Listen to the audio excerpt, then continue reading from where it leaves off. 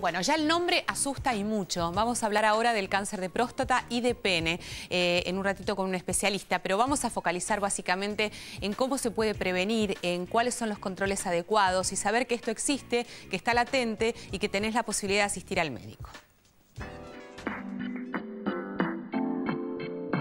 El cáncer de próstata es el segundo tipo más común de cáncer entre los hombres de nuestro país. Solamente el cáncer de piel es más común. De cada 3 hombres diagnosticados con cáncer cada año, 1 corresponde a cáncer de próstata. ¿Qué exámenes hay que realizar para su diagnóstico y a partir de qué edad? Otro cáncer, en este caso menos común, pero que afecta a la zona íntima de los varones, es el cáncer de pene. ¿Cuáles son los factores de riesgo? ¿En qué porcentaje influye el virus de papiloma humano en este tipo de cáncer? El virus de papiloma humano, que recuerden, nosotros hemos hablado muchas veces y hacemos referencia como que es un factor de alto riesgo para las mujeres, hablando precisamente del cáncer de cuello uterino. Está con nosotros el doctor Leonardo Pasic, que es urólogo y tiene la difícil tarea de hablarnos de este tema. ¿Cómo le va, Leonardo? Buen día. Buen día. Bueno, cáncer de próstata muy frecuente, hay una alta incidencia en los hombres. ¿A partir de cuánto? Si existe una edad determinada. Sí, el cáncer de próstata se inicia a partir de los 50 años aproximadamente y va progresivamente en aumento estadísticamente a medida que van pasando los años. El cáncer de próstata históricamente no era bien diagnosticado, porque uno lo podía diagnosticar a través del tacto rectal. Sí. Y en esos casos se evaluaba la próstata cuando el tumor ya había tenido un cierto grado de crecimiento. Claro. Y ese grado de crecimiento hacía que se haga palpable a las maniobras digitales del tacto rectal. A partir del año 90 más o menos apareció un análisis que es el análisis del PSA, que significa antígeno prostático. Es un análisis por el cual la próstata que segrega sustancias al torrente sanguíneo, uno puede medir esas sustancias en el torrente sanguíneo. Y esa sustancia va aumentando progresivamente cuando aumenta el tamaño de la próstata. Y en forma geométrica, cuando el aumento del tamaño de la próstata se da por un aumento inusitado producto de un cáncer de próstata. Entonces, ese análisis sirve hoy en día para facilitar la sospecha de la existencia del cáncer de próstata. Y aparte, mucho tiempo antes, y no llegar tarde, como usted mencionaba, de que al ser palpado, por ahí ya efectivamente el tumor ya está más desarrollado. Exactamente. En realidad ha habido un antes y un después de este análisis. Antiguamente, como yo decía, cuando uno diagnosticaba un cáncer de próstata, generalmente el paciente ya tenía metástasis, o sea, claro, diseminación a distancia. Hoy en día, el hallazgo del aumento de este antígeno prostático sirve para definir con mucha mayor anterioridad la posibilidad de estar ante un cáncer de próstata. Esto es un análisis de laboratorio que no afecta ni la virilidad ni la sexualidad del hombre. No, no, para nada. Es simplemente sacar sangre, como cualquier paciente va a sacarse sangre para hacer cualquier tipo de estudio. Y que puede incluirse como uno más. Sí, desde ya. De hecho, hoy en día todos los médicos clínicos ya saben de la existencia de la incorporación de este estudio y lo agregan a los análisis básicos que se hacen en función de controles periódicos de los pacientes. Fenómeno. ¿Y esto a partir de cuándo es fundamental que se empiece a medir? Si existe una edad o si lo ideal sería cada vez que uno asiste al clínico e incluir esto en el control de laboratorio. No, en realidad lo que se utiliza es la realización de este análisis básicamente una vez por año. Sí. Y a partir de los 50 años, en pacientes de población común. En pacientes que tienen antecedentes familiares, como padres o hermanos que hayan tenido cáncer de próstata, en esos casos se incorpora este análisis a partir de los 45 años de edad. Bueno, ¿existen factores de riesgo más allá de lo hereditario, que puede ser efectivamente un factor de riesgo o un factor de mayor control para el paciente o no? ¿O esto responde a todos por igual? Hay factores de riesgo propios, como ser la edad, como habíamos dicho, sí,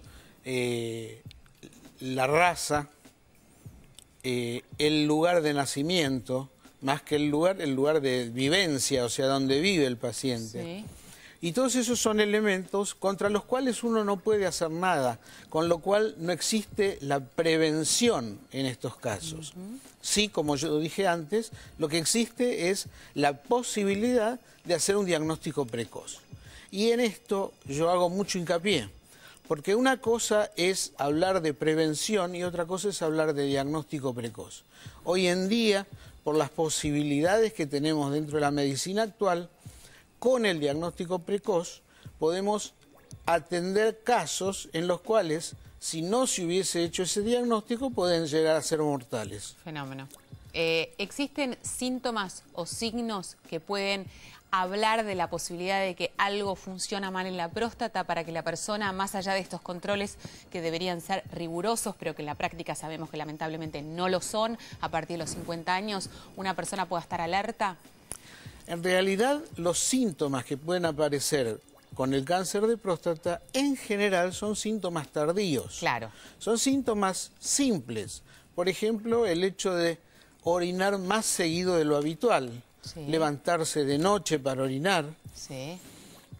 Cuando se avanza en la sintomatología o en el grado de avance de la enfermedad, pueden existir síntomas de dolor, agregarse infecciones urinarias, etcétera. Pero en general, hoy en día lo que se intenta es llegar al diagnóstico precoz. Y ese diagnóstico precoz es previo a todos estos síntomas. Ahora, ¿problemas en la próstata significa inevitablemente cáncer de próstata? No. ¿O uno puede tener una disfuncionalidad o un engrosamiento de la próstata sin necesidad de hablar de cáncer de próstata? En realidad, cuando nosotros hablamos de este cuadro, estamos hablando de un síndrome obstructivo bajo. Estas son SOB, son siglas de este síndrome, y en realidad de lo que estamos hablando es de un cuadro sintomático que puede corresponder a una inflamación de la próstata, que puede ser aguda o crónica, como sí, ser una prostatitis, sí, puede corresponder a un tumor benigno, que es el paralelo de lo que en la mujer se llama fibroma, exacto, porque en la próstata tiene el mismo origen embriológico que el útero y por lo tanto las patologías son semejantes. Entonces el fibroma que existe en la mujer también existe en el hombre. Y es el adenoma de próstata o fibroma de próstata. está bien. Eso produce síntomas semejantes a los del cáncer de próstata, que después a través de otros estudios uno puede llegar a hacer el diagnóstico de si es una patología benigna o maligna. En caso de que sea una patología benigna y no estemos hablando puntualmente del cáncer de próstata, ¿se puede tratar o existe un tratamiento alternativo para mejorar estas condiciones? ¿Esto es así? Sí, de hecho hay tratamientos higiénico-dietéticos, hay tratamientos médicos y hay también tratamientos quirúrgicos, claro, para todo esto que hablamos de una patología benigna. Cuando hablamos del tratamiento médico, hablamos también de un producto que se llama finasteride, que es una droga que en general actúa inhibiendo, por así decirlo, a la hormona masculina que es la testosterona. Al principio se empezó a usar esta medicación, y de hecho hoy se sigue usando, para tratar el adenoma de próstata, o sea, la patología benigna. Pero a medida que fueron pasando los años, se empezó a prestarle atención a esta medicación porque se pensó que podía inhibir o frenar la incidencia de cáncer de próstata. Esto fue de gran utilidad al principio porque se consideró que el 25% de los pacientes que iban a tener cáncer de próstata no lo tenían, justamente por la utilización prolongada de esta droga. Pero con el tiempo se fue evidenciando que ese 25% que no tenía cáncer de próstata tenía una mejor sobrevida. pero sí aparecía de igual manera el cáncer de próstata con mal pronóstico. Ok. Bueno, para eso están los médicos, digamos. No inundemos a la población con esa información, que son ustedes las que las manejan y nosotros no podemos hacer nada. Lo cierto es que debemos recordar que hay que ir al médico a partir de los 50 años, que este análisis debe estar incluido dentro de lo rutinario. Y ahora vamos a meternos con el cáncer de pene, que la verdad que hasta cuesta pensarlo. Yo me imagino como hombre debe ser una cosa terrible. No sé por qué las mujeres tomamos las cosas más naturalmente y a los hombres en general les cuesta mucho más. ¿De qué se trata y si existen signos y síntomas que puedan justamente hacer que tomemos conciencia de eso? Como vos dijiste, Dolores, al hombre le cuesta mucho más tener en cuenta el cáncer de pene como una enfermedad. Claro. Le cuesta mucho más porque del cáncer de pene no se habla. Es lamentable esto, porque el no hablar del cáncer de pene es no hablar de una patología que sí tiene prevención. Entonces, si nosotros podemos prevenir el cáncer de pene, en realidad lo que estamos haciendo es evitar que una enfermedad que es casi mortal, diría en un alto porcentaje mortal, pueda inhibirse. Claro. Esto es trágico. Yo formo parte de una sociedad que es la Sociedad Argentina de Urología.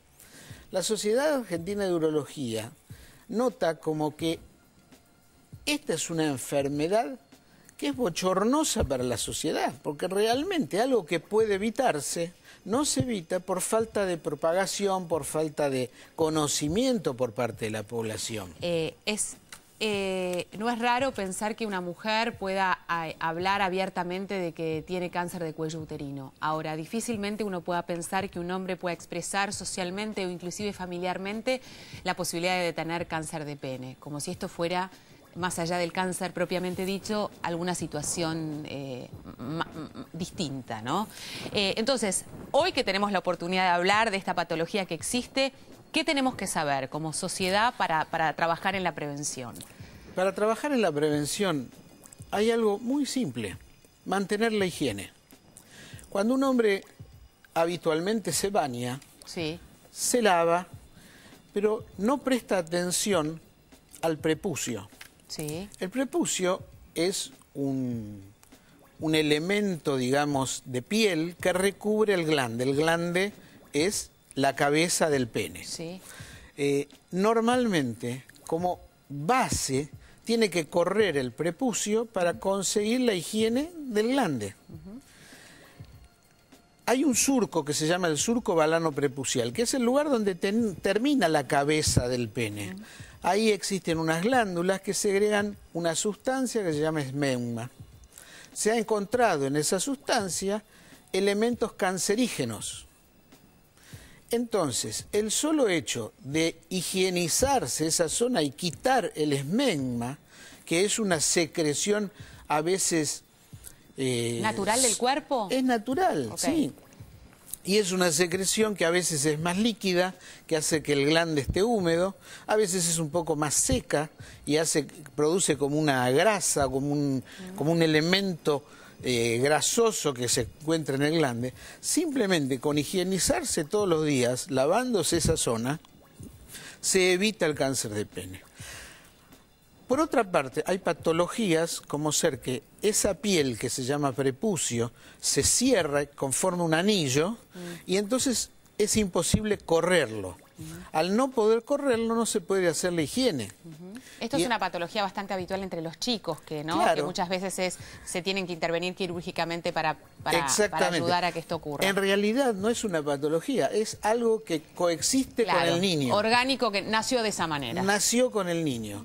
¿Qué pasa? En los niños, hasta los 2, 3 años, puede llegar a deshacerse esa patología y empezar a correr el prepucio. O sea que la higiene es fundamental desde el minuto 1 para ese chico. O sea, no es que la higiene tiene que venir con el hombre adulto de 50 años. No, tiene que venir desde el momento cero que empieza a higienizarse. El niño, a partir de los 2 años, cuando su prepucio tiene que correr, es muy importante que los padres entiendan esto, lo lleven al pediatra y que el pediatra revise esta situación. Sí. Porque a partir de ahí se va a conseguir, si no corre naturalmente, correrlo por otros medios. Fenómeno. Y evitar la producción de cáncer de pene. Leonardo, antes de irnos a la pausa, me parece importante mencionar en qué incide el HPV, si efectivamente esto también es un factor de riesgo, porque nosotros lo conocemos como un factor de riesgo enorme para la mujer y en el cáncer de cuello uterino.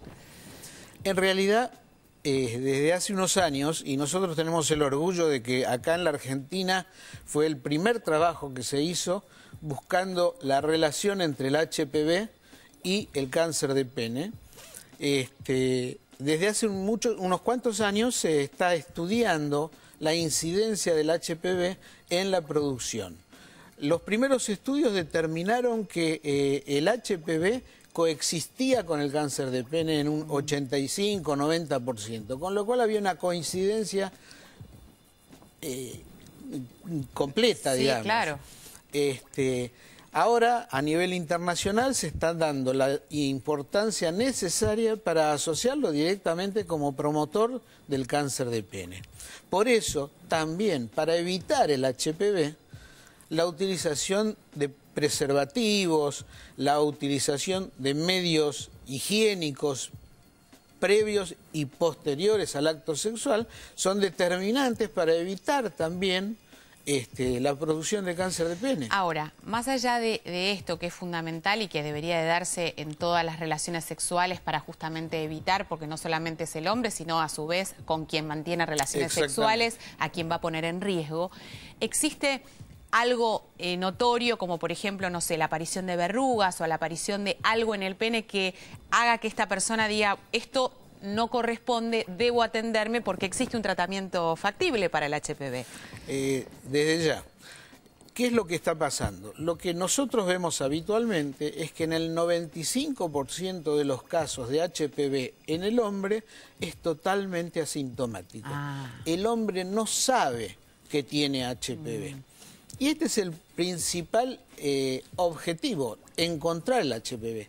Hoy en día, el 90%, 95% de los hombres que vienen a nuestro consultorio son derivados porque la mujer ha hecho su control ginecológico, le han descubierto el HPV y entonces nosotros tenemos que determinar si ese paciente, hombre, tiene HPV o no. Rápido, pues tengo que hacer la pausa. ¿Existe algún control para detectar si tengo HPV, más allá de que mi mujer o con quien mantenga yo relaciones sexuales tenga ya HPV? Sí, el control es un estudio que se denomina penoscopía, sí, que no es para nada agresivo, consiste en teñir la zona del glande y del prepucio con un líquido especial y visualizarlo con una lupa. ¿No duele, no molesta? Para nada, es totalmente inofensivo, no es agresivo para nada y en el lapso de 5 minutos uno puede determinar la presencia o no de HPV. Y hay urólogos hombres, con lo cual el pudor y todas las cosas que uno pueda tener en la cabeza, que entiendo que ocurren lamentablemente, y por eso yo siempre rescato la insistencia por parte de la mujer o quien acompaña a ese hombre en estos controles que son fundamentales. En general, ustedes tienden a escaparse a estas cosas. Yo no.